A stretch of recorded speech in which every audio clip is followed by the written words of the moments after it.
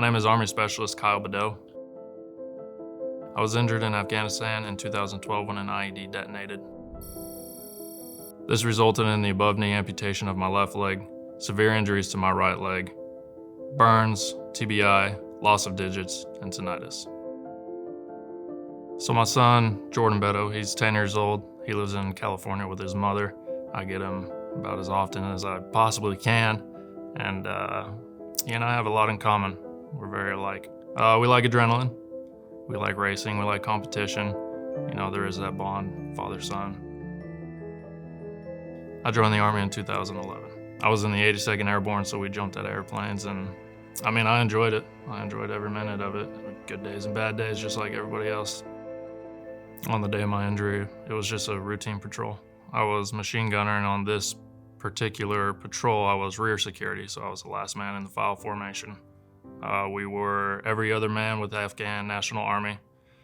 So I turned around, this is about a mile into the patrol, mile and a half. Turned around, did my security check, make sure we're not being followed. Walked down a little gully, come back up, turn around, and the Afghan National Army fella is off to my right from the cleared path. And you know, that far back in the line, the cleared path can be blurred with 25 people in it. So I start to my right. Well, obviously this is cleared, he's over there. I take 2 steps and I get blown up. I recall immediately after, confusion. It's a split second, ears are ringing, dirt's in your eyes. So they called in a 9-line and got me a helicopter out of there. We weren't under contact or anything like that, luckily, or else it would have been a lot more difficult for everybody else. Those moments are very ingrained, I guess you can say, because the situation. So I do remember holding my son for the first time, you know, the feeling of relief, but also the feeling of, you know, I shouldn't really be here. The boys are back over there. It's been about 9 years, May will be 10 years since I got blown up, and it's just one day at a time, one day at a time. There are challenges, obviously, but there's no challenges that you can't overcome with the right support. Right now I live in Stephenville, Texas. I rented a 3-bedroom, 2-bath house. One of the rooms is empty, and I got that house mainly because it'd be a little bit easier compared to an apartment. Some of the challenges are one of the bathrooms can't fit him in the wheelchair. The other bathroom scrape some knuckles, you know, usual stuff in a wheelchair. And steps all around the house getting in and out. So when I don't have my leg on, I'm kind of relaxing in my wheelchair. I gotta do the old pull up over the step.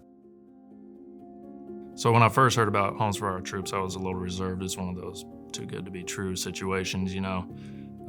But a good friend of mine, Caleb Weekly, actually is going through the program as well. And he pretty much told me, he was like, "You're kind of a dummy if you don't go through with this." I was like, "Yeah, I can see, but I'll let you go through first, see how it goes." And the more I learned about the organization and heard about it and did my own research, it was a pretty easy decision. What popped out to me was, at first, the staff, incredible staff. There's always smiles on their faces. If there's an issue, it doesn't matter what their role is in the company. If there's an issue, they will do what they can to take care of that issue. So that's pretty impressive. So I did a walkthrough of the homes in Hamul. I was very impressed in the accessibility and the quality of the home, and attention to detail is not thrown to the side. So with having this home, it would free up a lot, actually, financially, mentally, physically. It would be a game changer. I've met a few fellas who have received a specially adaptive home, and I've known them before and I've known them after, and their demeanor and sometimes the way they talk is much more positive. So if HFOT wasn't in the picture, I would just, head down, military mindset, head down, continue mission, get the job done, and it is what it is. But luckily there are people in this world who do sacrifice their time and their efforts to see others succeed. So to the donors and all the supporters, I want to give them all my gratitude. not just for me, but for all the other service members who have gone through the program and have had their lives changed for the better. That's powerful in itself.